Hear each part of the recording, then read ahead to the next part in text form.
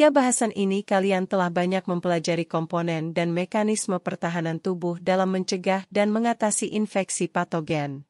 Saat sistem pertahanan tubuh berfungsi dengan baik, maka tubuh akan tetap terlindungi dari infeksi. Kemampuan tubuh untuk mengatasi infeksi patogen ini dikenal sebagai imunitas. Upaya menjaga fungsi imunitas tubuh tidak hanya terjadi secara alami tapi juga dapat dilakukan secara buatan melalui tindakan medis atau imunisasi. 1. Imunitas aktif dan pasif.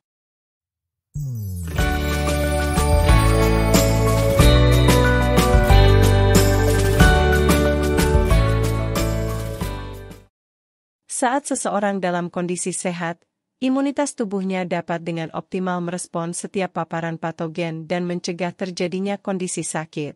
Saat patogen datang, jumlah yang memasuki tubuh akan diminimalisasi oleh pertahanan eksternal tubuh yang non-spesifik.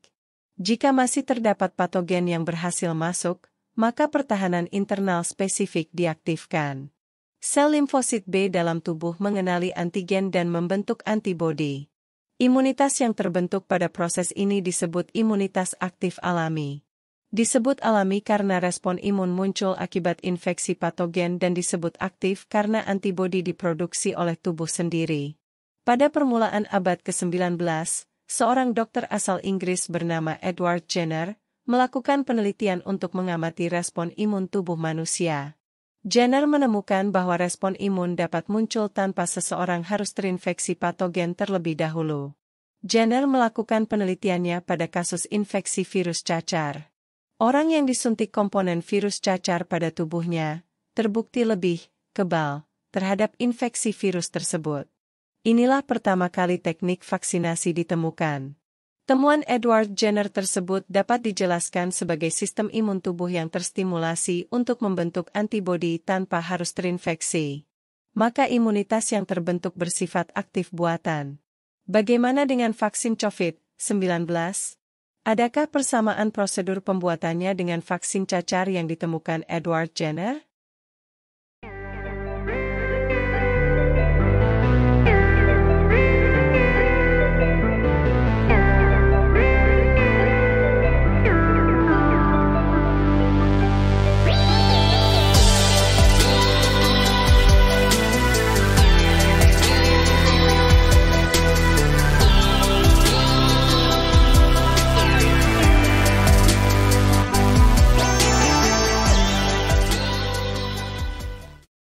Stimulasi respon imun baik secara alami oleh infeksi maupun secara buatan dengan vaksin memerlukan waktu untuk mencapai jumlah antibodi optimal.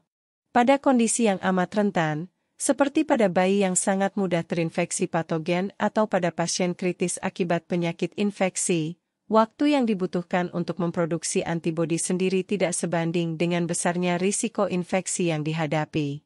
Oleh karenanya diperlukan masukan antibodi dari luar sesegera mungkin menciptakan imunitas tubuhnya. Imunitas yang terbentuk karena pemasukan antibodi dari luar tubuh disebut imunitas pasif. Imunitas pasif tidak bertahan lama, tergantung dari lama ketersediaan antibodi di dalam tubuh. ASI, air susu ibu, yang diproduksi di awal pasca persalinan, disebut kolostrum, diketahui banyak mengandung antibodi dari ibu. Dengan demikian secara alami, bayi memperoleh imunitas pasif dengan mendapat suplai antibodi dari ASI. Pada kasus pasien yang kritis atau mengalami penurunan respon imun, suplai antibodi dapat diberikan secara buatan dengan donor plasma. Individu yang sehat dengan produksi antibodi yang melimpah dapat mendonorkan plasma darahnya tersebut pada individu lain.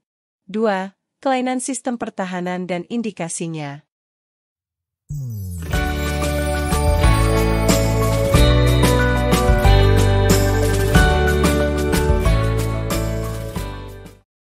Seperti sistem organ lainnya, sistem imun dapat mengalami berbagai gangguan, baik karena infeksi patogen, faktor genetik, atau kelainan lainnya. Gangguan pada struktur dan fungsi sistem imun tubuh dapat meningkatkan kerentanan tubuh terhadap penyakit. Beberapa jenis kelainan pada sistem kekebalan tubuh adalah sebagai berikut. A. Alergi.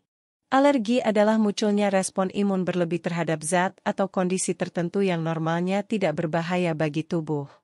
Respon yang paling umum adalah dibentuknya histamin oleh leukosit meskipun tidak terjadi infeksi. Reaksi tersebut dapat menimbulkan berbagai gejala, seperti pilek, ruam kulit yang gatal, atau bahkan sesak napas. Alergi terjadi karena terlalu sensitifnya sistem imun tubuh. Zat yang dapat memicu respons alergi disebut dengan alergen. HIV, Human Immunodeficiency Virus, virus yang menyerang sistem kekebalan tubuh, khususnya sel limfosit T, sehingga daya tubuh semakin melemah dan rentan diserang berbagai penyakit.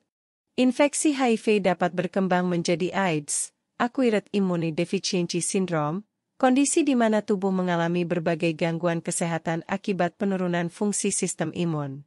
Penyakit ringan pada orang dengan imunitas normal dapat menjadi mematikan jika terjadi pada penderita AIDS. C. Penyakit autoimun. Penyakit autoimun adalah kondisi ketika sistem pertahanan tubuh seseorang menyerang tubuhnya sendiri. Umumnya terjadi pada sistem imun spesifik yang kehilangan kemampuan dalam pengenalan sel-sel tubuh. Ada lebih dari 80 penyakit yang digolongkan penyakit autoimun. Beberapa di antaranya memiliki gejala serupa, seperti kelelahan, nyeri otot, dan demam. Beberapa di antaranya disajikan pada tabel berikut ini.